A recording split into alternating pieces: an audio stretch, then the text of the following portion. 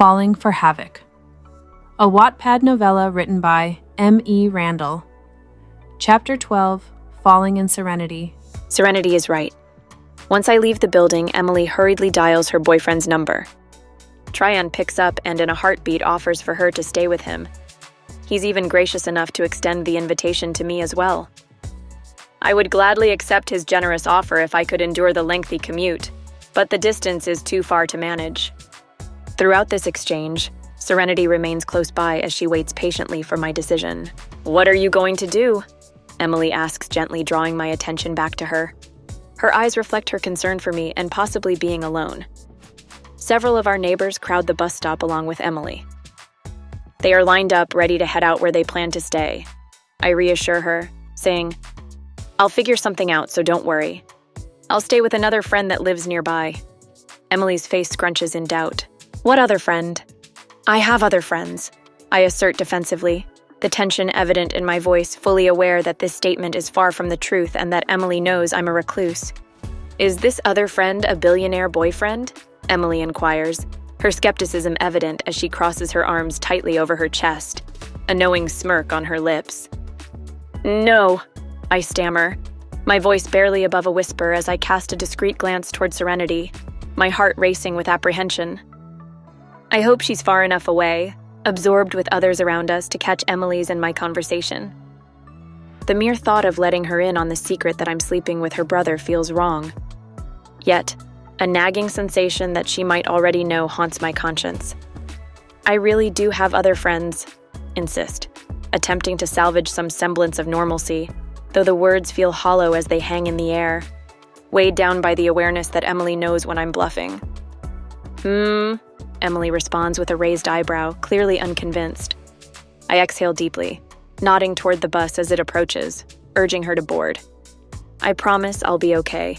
I have someone to call, and I'll check in with you the moment I get there," I assure her, trying to comfort her. Her arms drop in resignation before she envelops me in a warm, tight hug. "This is only temporary, right? We'll search for a new place together and reunite before we know it," she says, her voice tinged with hope. "Exactly," I reply, squeezing her gently as a mixture of emotions swells within me. My heart feels heavy with impending change, as a voice in my head tells me that life is about to shift significantly. And no longer being roommates with Emily is an inevitable part of that reality. I reluctantly let her slip from my embrace and turn to watch her board the bus. Pressing herself against the window, she waves goodbye, her smile fading as the bus slowly pulls away, taking her further from my side. "So, have you made up your mind?" Serenity asks, coming up beside me. I get the feeling that I should say no, that I shouldn't trust her for whatever reason. I'm out of options. I can't stay with Havoc. That feels like a reward after his temper tantrum. I don't want him causing an earthquake every time I don't give him his way. "Just for a few days," I tell her. Serenity dips her head in thoughtful agreement, her gentle smile softening the evening air. "Of course, whatever you're comfortable with," she replies, her voice melodic and inviting. She gestures behind us toward the bustling street. "Shall we?" As we begin walking, I follow her for several blocks, the warm glow of the setting sun casting a golden hue over the city's skyline. We turn down a narrow alleyway heading toward the subway entrance, the faint sounds of city life echoing around us. I know this route all too well. I walk it every day without fail. "Do you live far from here?" I ask, hoping to learn more about her. In response, Serenity lets out a light chuckle, which dances in the air. "You could say that. I heard you had the chance to meet Cosmo," she adds, her eyes sparkling with intrigue. I nod, recalling my encounter. He's a strange kid, isn't he? Serenity's face lights up with delight, her laughter bubbling forth as she tips her head back. It's a sound that resonates like a beautiful blend of wind chimes and angelic voices. "I suppose he is, to a mortal at least," she muses. Serenity turns into a dark shadow with me on her heels. When we step through on the other side, lush green foliage overlooks a romantic coastal beach home. My jaw drops at the sight of a turquoise ocean. The water sparkles in the sunlight, while the soft, powdery white beaches are a sight. The air is filled with the faint scent of salt and coconut. I think this might be longer commute than Tryon's place, I say as I follow her down a cut path to the home. Serenity chuckles lightly. her laughter a soothing melody in the warm air. Don't worry. I can help you get to where you need to go. By the way, She glances back at me, her expression curious as she steps gracefully onto the polished wooden decking that encircles her beautifully designed home. where exactly do you have to go? Are you still planning on heading into work for Havoc tomorrow? I pause, caught off guard by the question. I hadn't given it much thought, but that was my initial plan. I desperately need my job now more than ever, which means confronting him. I suppose I'll have to figure out a deposit for a new place soon, I say, a knot tightening in my stomach. I can't risk him firing me for not showing up. Serenity pushes aside a retractable glass wall, creating an inviting entry to her expansive living room. The gentle breeze carries the scent of blooming jasmine inside.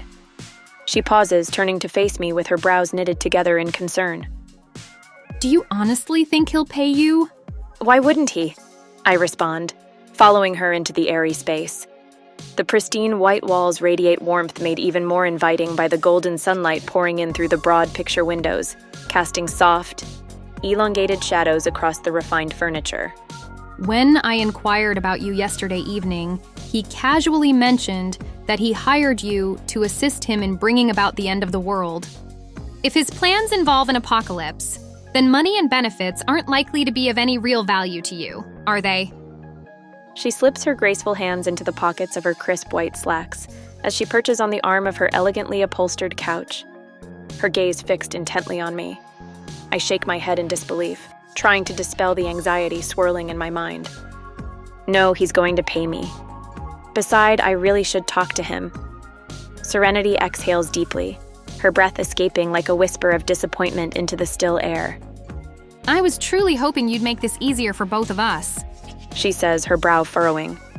Before I can ask what she's referring to, Serenity elegantly raises her slender porcelain hand, graceful and commanding. With a quick, decisive snap of her fingers, a brilliant burst of white light envelops me. The intensity is overwhelming, and a radiant blast fills the air with an electric hum. Just as abruptly, everything plunges into an all-consuming darkness, swallowing the light and leaving me in a disorienting void. Nadine. A soft, muffled voice gently breaks through the hazy fog that envelops my mind. Nadine, honey, wake up. The sound pulls at the edges of my consciousness, like the warmth of sunlight filtering through heavy curtains. I feel a comforting presence beside me, the familiar timbre of a voice tinged with concern coaxing me back to reality. The gentle insistence stirs something deep within, urging me to leave behind the cocoon of dreams and embrace the day. Bright yellow light floods the room, piercing through the gaps in the curtains and striking my eyes with an almost overwhelming intensity. I squint, blinking rapidly in an attempt to dispel the haze that clouds my vision. With a heavy hand, I raise it to shield my face from the relentless sunlight streaming through the window, casting warm, golden beams dancing across the walls. Mom? I ask, my voice trembling with confusion as I struggle to grasp my surroundings. She stands before me, embodying warmth and comfort in her perfectly tailored white blouse that gently hugs her healthy frame. Her soft chestnut brown hair cascades in silky waves, framing a face that radiates beauty and vitality. Her kind, expressive eyes twinkle with love, reflecting a deep understanding reservoir. At the same time, her bright white smile illuminates the room, filling my heart with an indescribable sense of warmth and safety. I think you are having a nightmare, she says softly, her voice a gentle lull in the room's dim light. She leans closer, the warmth of her presence soothing in the chilly air, and carefully tucks my hair behind my ear, her fingers brushing against my skin like a feather. The tenderness of the gesture momentarily chases away the remnants of fear that clung to me from the dream, and I feel the weight of her concern wrap around me like a comforting blanket. I sit up in bed, the familiar sensation of crisp cotton brushing against my skin, and realize I'm dressed in my high school uniform. The starched white shirt clings to me, its collar perfectly pressed, while the snug gray sweater offers a comforting warmth with its slightly frayed cuffs. The simple gray skirt, tailored to fit just above the knee, sways gently as I shift my legs, exactly how I remember it from my teenage years. A wave of nostalgia washes over me as I glance around the room, mingling with disbelief. This is my bedroom, the very one I left behind when the fire consumed our home when I was 15. The walls are adorned with pristine floral wallpaper, Everything is as I remembered, yet achingly different. Something is different, but I can't place my finger on it. Your dad said he was going to be working late tonight, so I thought maybe we could walk to the park and have a picnic dinner. What do you think? Mom asks as she gets up from my bed and grabs my school jacket off the floor before folding it and hanging it over my desk chair. Dad? The word escapes my lips, but it feels wrong, almost foreign. I don't have a dad, not in the way others do. A hazy confusion envelops me like a vital memory has slipped through my fingers, evaporating like mist in the morning sun. The eerie void of recollection sends a shiver down my spine, added to by the cold, clammy sweat clinging to my skin, seeping into my very bones. I can't shake the feeling that I've stumbled into a scene where I don't truly belong, where reality is teetering on the edge of something unsettling. What was I doing just moments before this moment? The echoes of those elusive memories whisper in the background, teasing me with their presence yet remaining just out of reach. Honey? My mom's voice cuts through the chatter, pulling my attention back to her. I turn to look at her, but my gaze inadvertently drifts to the mirror she's standing in front of. In its reflection, I see my 17-year-old self, a swirl of uncertainty and confusion etched across my face. My hair falls awkwardly around my shoulders. Are you okay? She asks. I slowly nod as I dryly swallow. Yeah, I'm fine. It was just a dream. All of it. Just a horrible dream. I'm 17. My mom's not sick and happily married to my dad. My name is Nadine. What is my last name? Nadine Twinings? My mom snaps me out of my thoughts once again. Concern riddles her face. Twinings, that's right. You're such a space cadet this evening, she says with a teasing smile, shaking her head slightly as her eyes dance with amusement. Sorry. I run my hands through my hair, trying to shake the last remnants of the dream off. I don't feel well. Mom crosses the room gracefully, her footsteps soft against the floor and settles beside me on the bed. I can feel her warmth as she draws closer. Her slender fingers, gentle and calm, brush against my forehead, sending a tingling sensation through my skin. The moment her hand makes contact, a wave of happiness surges within me, bubbling and foaming like a freshly opened can of soda, overwhelming my senses and momentarily stealing my breath. It's a simple touch, yet it resonates deeply, wrapping me in a comforting blanket of love and reassurance.